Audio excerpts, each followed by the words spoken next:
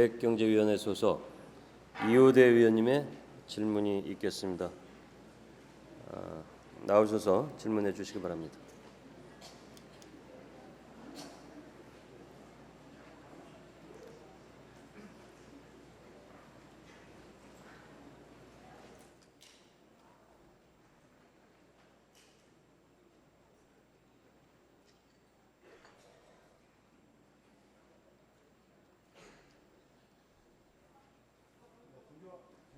원철 의장님, 그리고 선배 의원, 동료 의원 여러분, 기획경제위에서 활동하고 있는 구로구 선거구를 지역구로 두고 있는 더불어민주당 소속 이호대 의원입니다.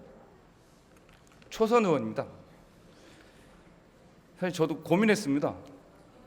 지역과 관련된 그 서부간선도로 지화 사업에 대한 문제, 신도림 구로 1동, 구로 2동의 재건축 재개발 문제, 또 뭐 도서관 신축과 공원 확충의 문제, 이게 지금 우리 의원님들처럼 저도 지역에서 해결할 문제들이 굉장히 많습니다.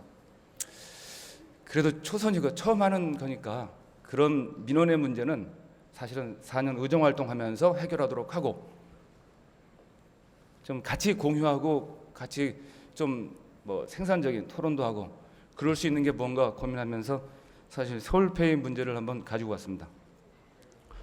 결국 흠집 내려고 하는 것은 아닙니다. 뭔가 좀 의회랑 같이 토론도 하고 좀 공개적으로 얘기도 하고 문제점에 대해서 같이 좀 생산적 그 과정을 좀 거쳐가면서 뭔가 만들어보자, 그런 차원입니다. 하여튼 뭐 시정을 위해 쓰시고 계신 박원석 시장님과 조희연 교육감님 비롯한 하여튼 관계 공무원 여러분들의 노고에 깊이 감사드립니다. 우리 당 김명섭 원내대표님이 교섭단체 연설에서도 지적하였듯이 이 소상공인 수수료 부담제로 결제 서비스, 이게 일명 서울페이입니다. 우리 시장님께서도 공약 사업으로 내놓으셨고 지금도 의욕적으로 준비하고 계신 정책입니다. 잘 되셨으면 좋겠습니다. 정책 효과가 바로 나서 어려운 현실의 소상공인들에게 도움이 되기를 간절히 바라는 마음입니다.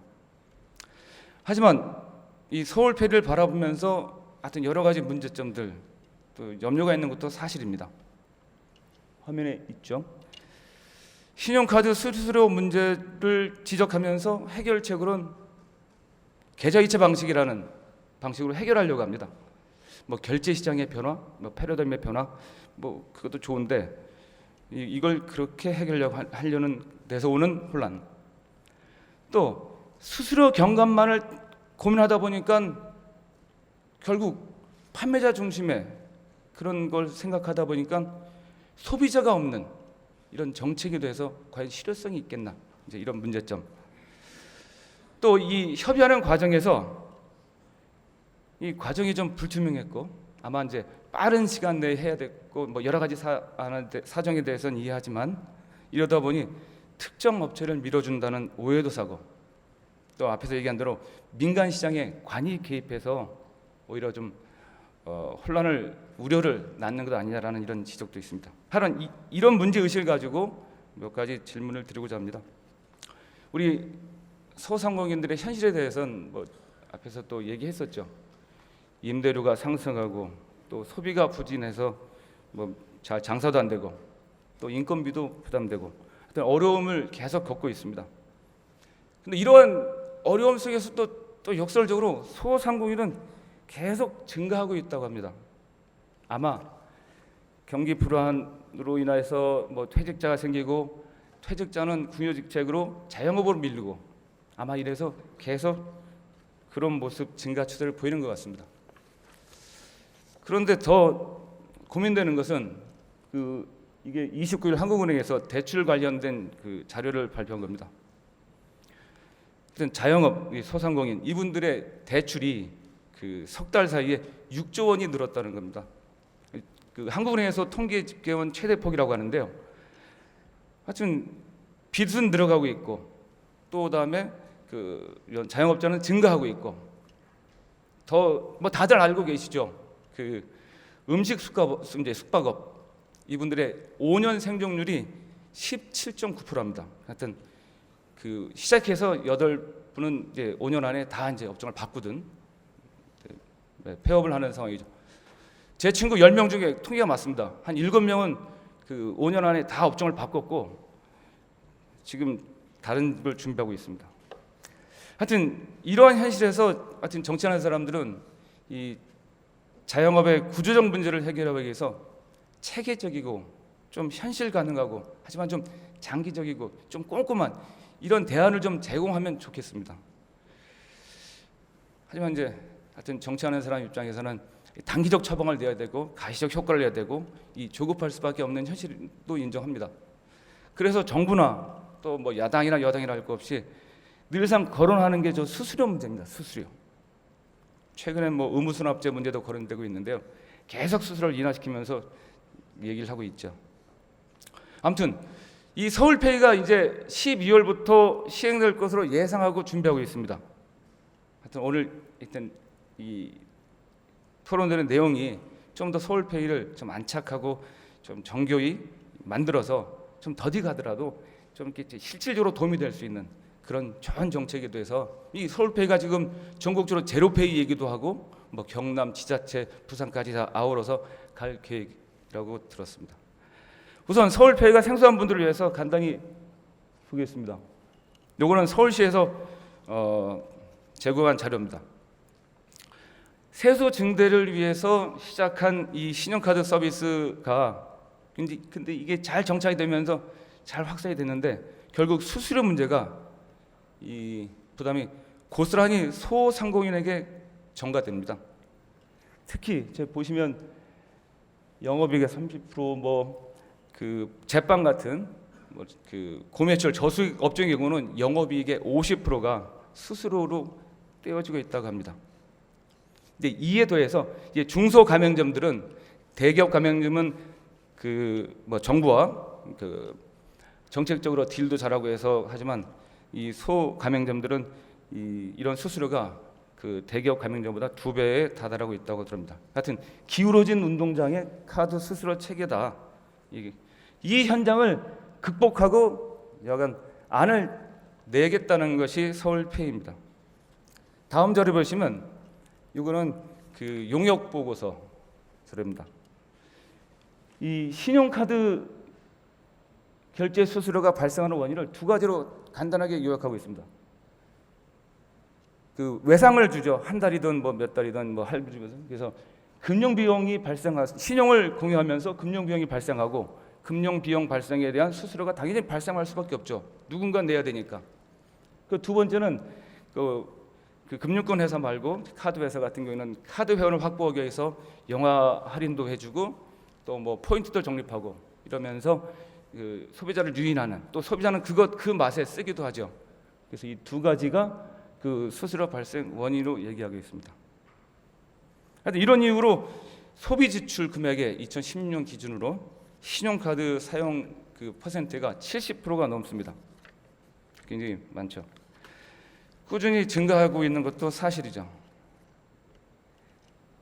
근데 딱 보면 요 해결 방식을 이 2가지 문제 제기를 하고 이 접근하는 방식을 전혀 다른 방식으로 전환합니다.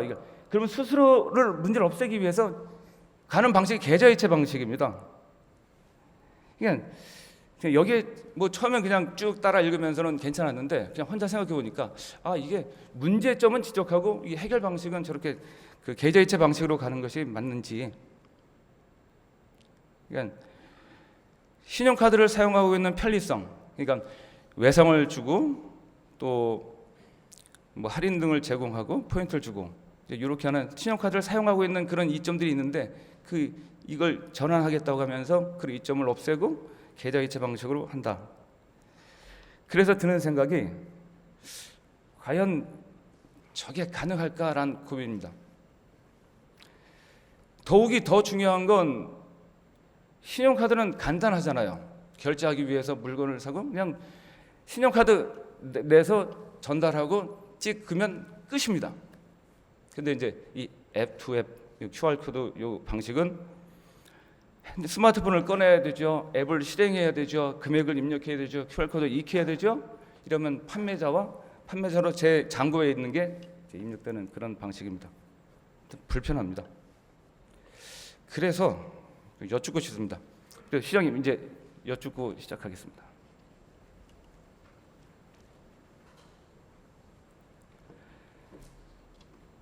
그 판매자의 수수료를 제로한다고 하면서 카드 소비자가 그간 향유했던 외상득의 혜택이 없는 구조라면, 지금의 구조라면 소비자가 그간 편리성을 잊고 서울페이를 과연 사용할까요? 그 카드에 대한 이점도 없고 사용도 불편한데 서울페이가 과연 실효성이 있을까요?라는 의구심입니다. 어떻게 생각하시는지요? 예, 뭐 좀 전에 우리 이 의원님이 말씀하신 것처럼 이 자영업자나 소상공인 이런 분들이 이 카드 수수료 때문에 사실 겪는 그 고통이 너무나 큽니다. 그런데 이 중국 같은 경우는 알리페이라든지 이런 걸 통해서 사실은 이 수수료 전혀 없이 사용되고 있고 이미 보편화됐고 더군다나 거지조차도 이걸로 한다는 말이 있을 정도로 편리하게 정착이 되어 있습니다.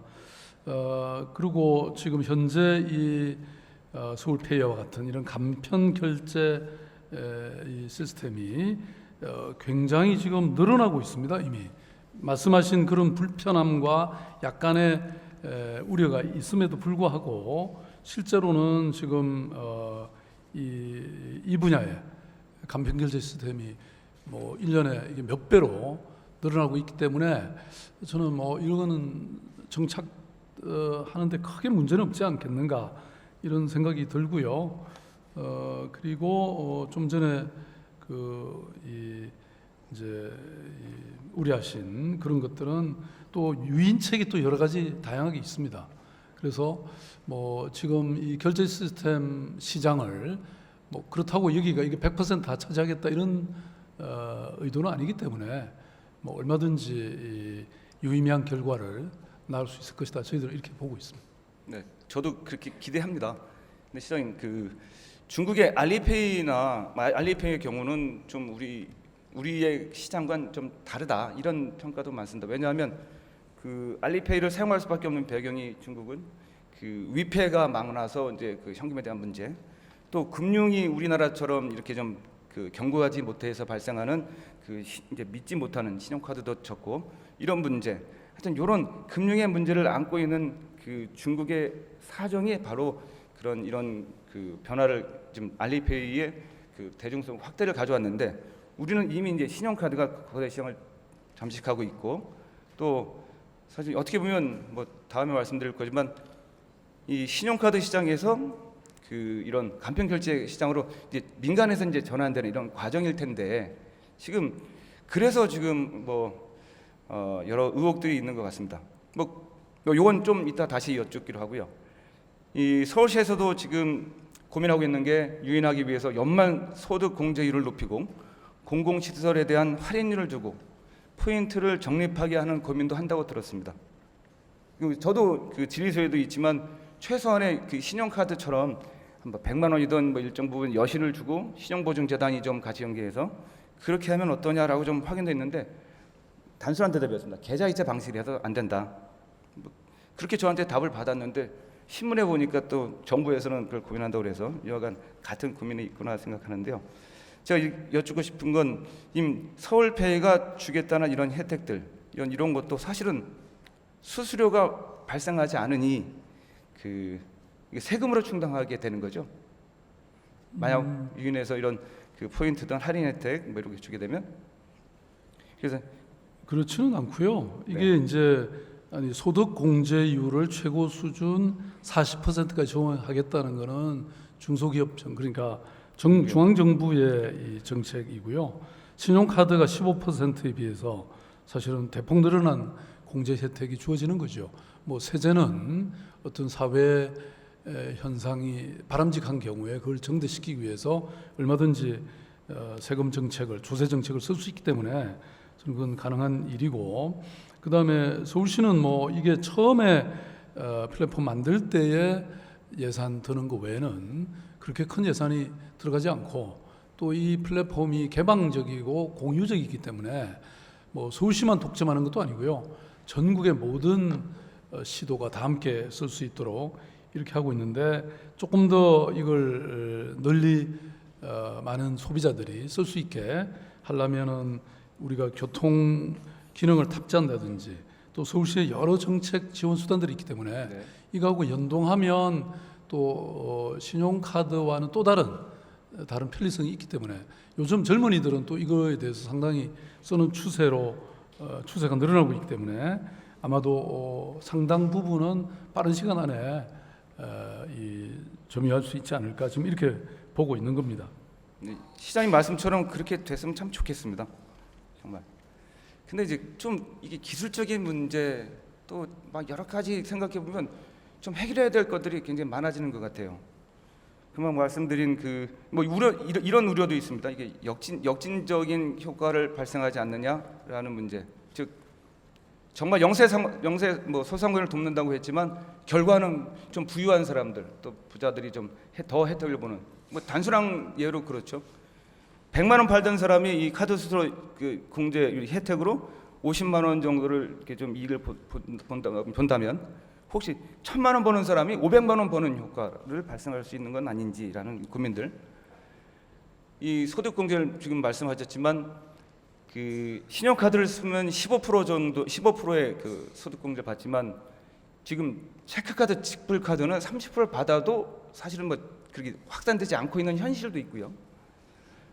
근데 신용카드 주는 이점하고 돌려받는 그 뭐 세금 환급하는 거랑 비교해서 그 신용카드 사용자들이 오히려 신용카드를 계속 그 결제 수단을 이용하고 현금을 사용하는 사람들이 그 소상공인과 현금을 사용하는 사람이 소득공제 40% 때문에 혹시나 그 의도하지 않았지만 현금 사용자들이 또 서울페이로 옮기게 되면 오히려 이 역진적인 뭐 고민들 또 뭐 다음에 이 의도하지 않은 이런 그 결과가 이런 걸 지적하는 사람도 있는데 괜찮을까요?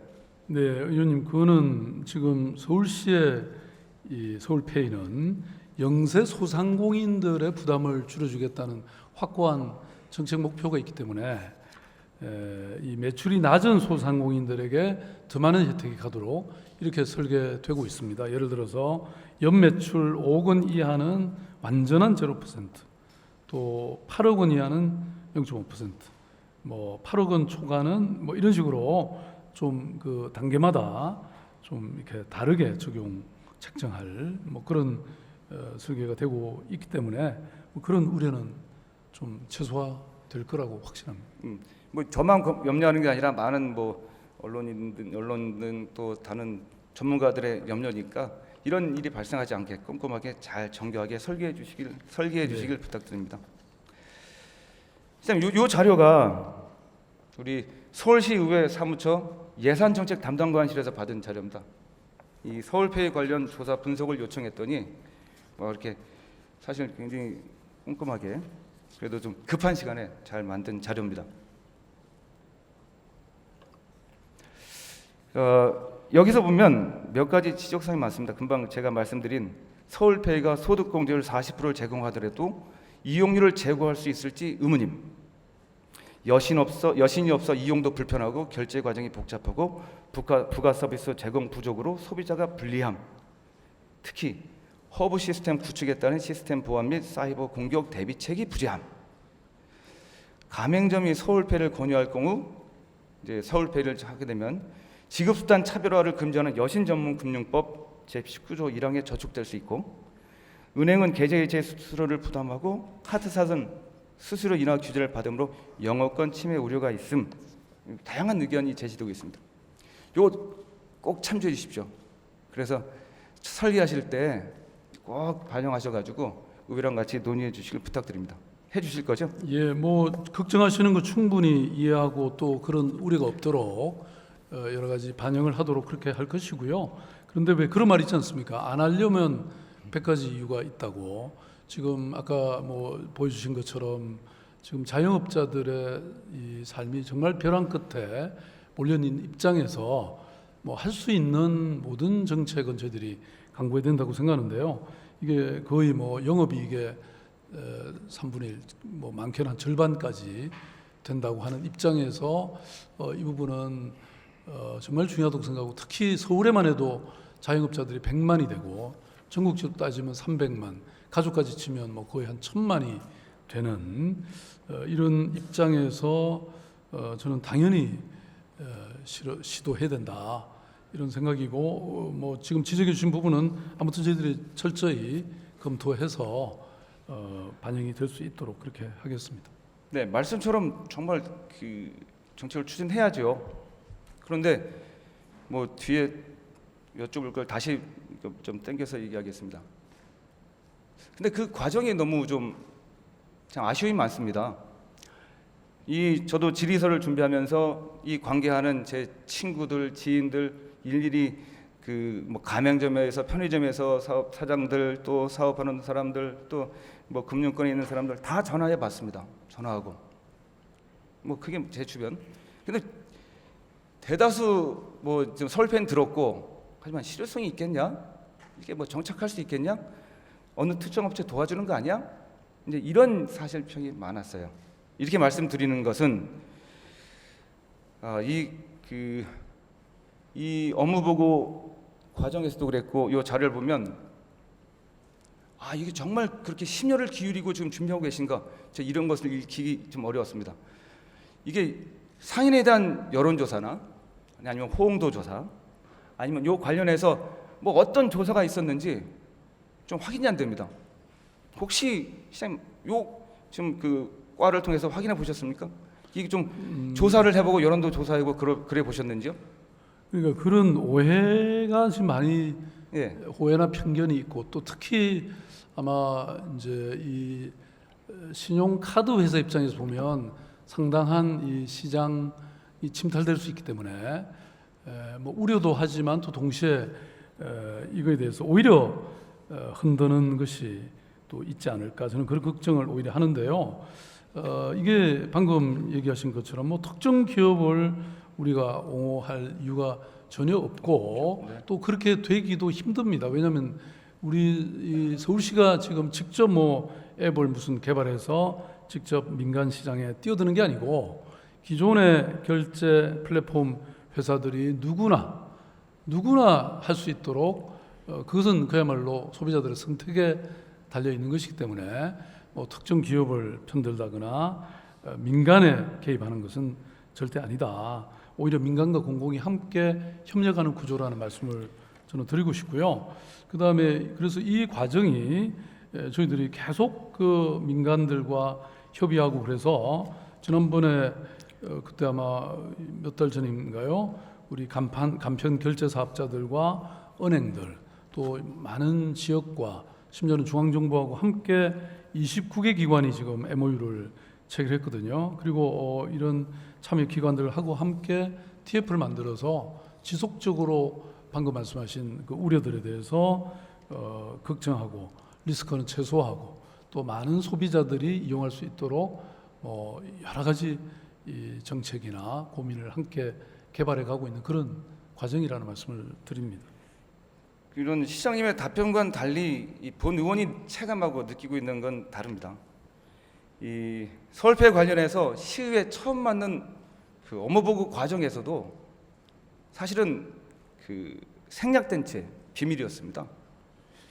의회를 피해 가려고 했다라는 뭐 이런 느낌도 있었습니다.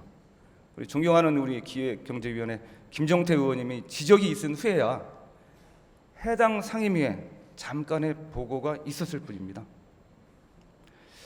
어느 업체가 컨택되고 어느 사람이 함께 논의하고 있는지도 그때 알 수 없었습니다. 아마 그 관련 업체들도 그렇고요. 이런 사업 관련 공개 입찰이나 공개 PT도 없었다고 하고요. 지금 1차 설명에 뭐 이건 좀 다른 거겠지만 카드사, 벤사, 핀테크, 스톱 전혀 없었고요. 말씀하신 20일 설명회에서도 그런 뭐 하다가 신문 기사 보면은 서울시가 특정 사업자를 밀어주는 형태로 간편 결제를 추진한다며 강력한 반발도 있었습니다. 여기 지금 자료 자문회의 결과 보면 이 참석한 사람도 사실 한 8명. 뭐 관계기관 따지면 우리은행, 신한은행, 카카오페이, BC카드, 대학교 이 5개 단체에서 모여가지고 이런 자문회의를 계속 참석해서 몇 차례 계속 진행해 왔습니다. 공개적이지도 않았고요. 또 의회에서조차도 이게 좀 알려고 하면 어떻게 진행하냐라고 물으면 이게 굉장히 갈등이 이제 생길 수 있고 경쟁 뭐 여러 가지 뭐 보안이 문제가 있어서 안 된다. 그래서 좀 뭐 그런 얘기가 있었습니다. 굳이 그렇게 해야 되는지 의구심이 있습니다. 그리고 사실 제가 배운 정치는 이제 이런 갈등이 생기면 갈등을 좀 드러내놓고 제도화하고 이 제도화된 갈등 속에서 좀 협의가 시간이 걸리더라도 협의를 하고 좀 관련 업체를 다 부르고 이 불만이 없게끔 다 이렇게 제도하는 우리 시장님이 제일 잘하시는 사실 그런 그 모습일 텐데요. 이게 사실 어느 이 안 자체에 나오는 것도 굉장히 좀 뭐가 있고 더 문제는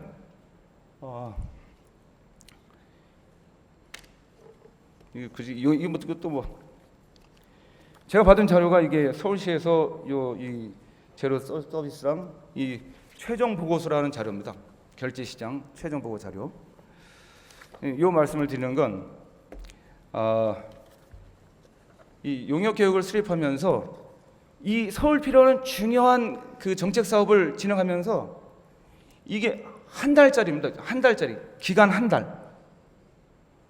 이게 7월달 아니 그 결제 보니까 7월 초니까요. 아마 7월 8월 아니야 6월인가? 요 한 달 만에 만들어진 자료고요. 아니 도대체 이 중요한 정책 사업을 한다고 하면서 한 달 만에 이런 보고서가 나오면 되는지라는 문제와 아무리 뒤져도 이것도 수의 계약입니다. 수탁한 업체에 있을 텐데요. 뭐 이 전문 제가 여기에 문외한이라서 그런데 아무리 찾아도 없습니다. 법인도 아닙니다. 개인 사업자고요. 사실 주소지 한번 봤더니 그 빌라에 이렇게 하나 얻어서 하는 그런 모습이고 그래서 이게 참 지금 시장님 말씀하신 것처럼 뭐 이런 중요한 사업을 하는 데 있어서 수의 계약에 줄 수 있는 최고 금액인 1,600만 원에 줬죠. 그리고 그 하는 공개 뭐 경제 수의 계약이니까 당연히 그게 없었겠죠. 그리고 그 신뢰성, 타당성이 뭐 이렇게 갈 수 있는 그런 그 업체도 아니고 그래서 더 의아해 갔습니다. 하여튼 이런 과정에 대해서는 혹시 보고 받으셨나요? 이렇게 진행됐다는 거 아시는지요? 뭐 제가 이런 구체적인 거에 대해서는 세세히 알고 있지는 못합니다만 아까도 말씀드린 것처럼 이게 지금 뭐 이 한 건의 용역으로 끝나는 일은 아니고 지속적으로 저희들이 계속 TF를 만들어서 여러 가지 형태로 또 많은 이해관계자들과 함께 논의를 해가고 있기 때문에 지금 이게 뭐 바로 시행되는 게 아니잖아요. 연말쯤에 이제 저희들이 12월에 시작되려면 지금 뭐 때문에. 더 굉장히 정교하게 준비해야 될 텐데 그래서 향후 진행되는 과정에선 더 좀 꼼꼼하게 챙겨주셨으면 고맙겠습니다. 그렇게 하겠습니다. 그런데 하여튼 하나만 다 지적하고 이게 다른 그 국면, 다른 발상인데요. 이런 민간 간편 시장에 관이 개입하는 게 옳은지 이게 굉장히 저도 이게 질의를 하면서 같이 고민입니다. 시장에 맡겨놓는 게 맞는데 이게 좀 이런 문제가 있으니까 좀 관이든 너희가 주도해서 좀 이렇게 만들기도 하고 그게 사실 좀 조심스럽게 접근해야 된다는 생각입니다. 신용카드가 나오면서 현금이 필요 없는 결제 그 세상이 됐습니다. 근데 휴대폰 소액 결제가 나오면서 말씀대로 이제 신용카드가 없는 뭐 학생들이든 뭐 온라인 게임이나 도토리 이런 걸로 또 이런 시장이 됐죠. 요 다음이 아마 이제 이 간편 결제 시장. 근데 이 흐름일 겁니다. 이게 그냥 생각해 보면 이렇게 세상이 흘러가는가 보다라는 그런 이런 저 같은 문외한다 생각하게 되는데 이제 그래서 오해가 사는 것 같아요. 이런 간편 결제 시장 이런 시장을 주도하고 있는 게 사실 카카오페이가 좀 주도를 하고 있고요. 이렇게 가고 있습니다. 근데 이걸 이렇게 근데 더 중요한 건 이 시장을 대비하는 기존의 간편 결제 회사들, 핀테크 회사들은 자 소비자 니즈를 고민하고 또 전략을 고민하면서 방법을 고민했었을 겁니다. 그러면서 밤새 기술을 투자하고 이 서울시에서도 작년 재작년 이런 핀테크 업체 회사들을 다 불러가지고 열심히 일하라고 밀어주겠다고 하면서 막 아마 공유했을 거예요. 그런데 이제 민간 결제 이런 거 화폐 요 간편 결제 시장을 준비하는 사람들한테 서울시가 관이 나서서 이제 공동 허브망을 깔아주겠다. 또 이제 가맹점 모집해주겠다. 뭐 이렇게 쭉쭉쭉 이렇게 하니까 굉장히 당혹스러워합니다. 이분들이 이게 아마 이 과정에서 좀 그 불투명했고 참여를 못해서 나타난 현상이라고 생각되는데, 하여튼 이런 그 불만들이 있는데 좀 시장님 이분들을 만나서 좀 설득도 하고 그래줄 의향이 있으신 거죠? 그러니까 아까도 말씀드린 것처럼 서울시가 이렇게 개입하는 이유는 자영업자들의 삶이 너무나 지금 벼랑 끝에 있다고 하는 그 문제의식 때문에 저희들이 이런 발상을 하게 된 것이고, 그런데 또 실제로는 저희들이 그 시장에 개입하는 게 아니고 오히려 이미 있는 간편 결제 플랫폼 시장에서 누구라도 할 수 있게 보장하는 것입니다. 그러니까 사실은 서울시가 민간에 뭐 우리가 직접 사업을 하는 것이 아니라는 것이죠. 그래서 서울페이는 오픈 시스템으로 운영된다. 그래서 법령상 자격을 갖추고 보안성 시민만 거친 사업자는 누구나 들어와서 일할 수 있다. 오히려 어찌 보면 지금 너무 대기업 중심의 이런 신용카드 회사는 거의 어찌 보면 독과점적 구조를 가지고 있죠. 그렇지만 여기는 핀테크 기술은 사실은 이게 서울시도 지금 굉장히 전략적으로 중요한 그런 기술 시장으로 보고 있기 때문에 여기서 새로운 혁신적 아이디어를 갖고 훨씬 더 간편하고 훨씬 더 편리하게 하면 누구라도 들어와서 사업할 수 있게 만드는 때문에 오히려 시장 안에서의 상호 경쟁의 체제에 의존하는 뭐 그런 것이다. 저는 이렇게 생각하고 있습니다. 그래서 어쨌든 그런 말씀하신 또 뭐 이런 오해일 수도 있고 네.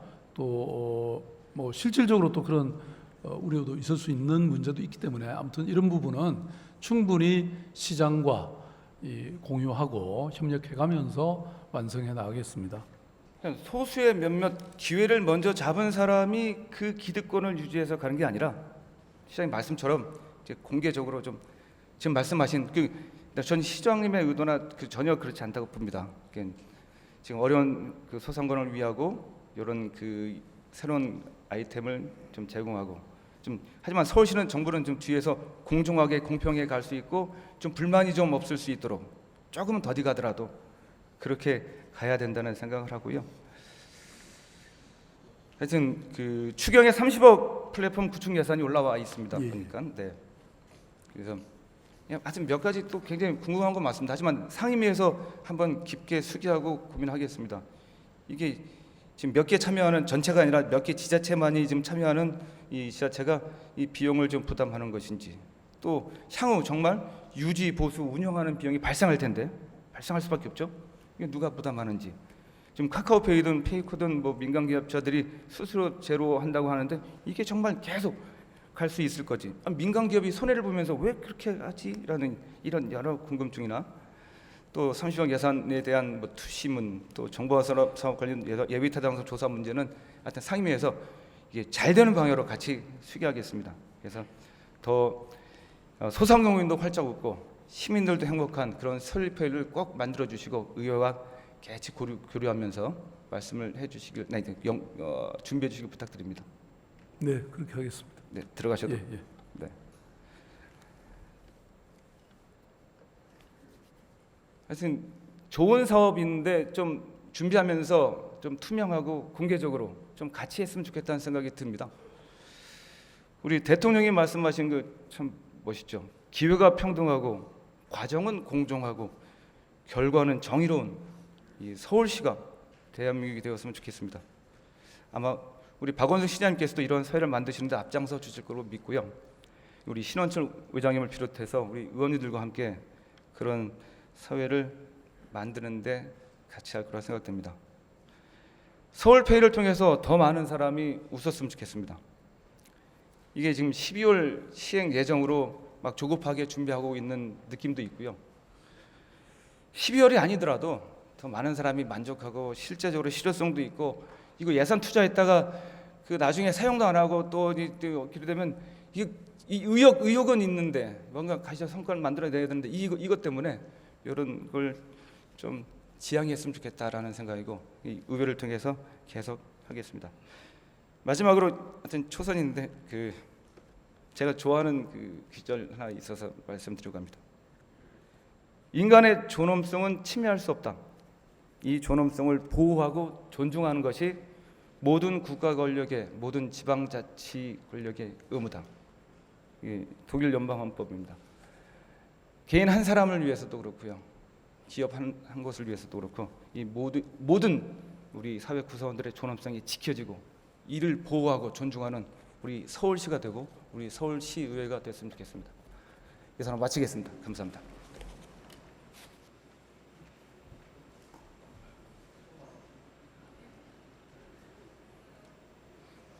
우리 초선 의원이신 이호대 의원님 수고 많이 하셨습니다.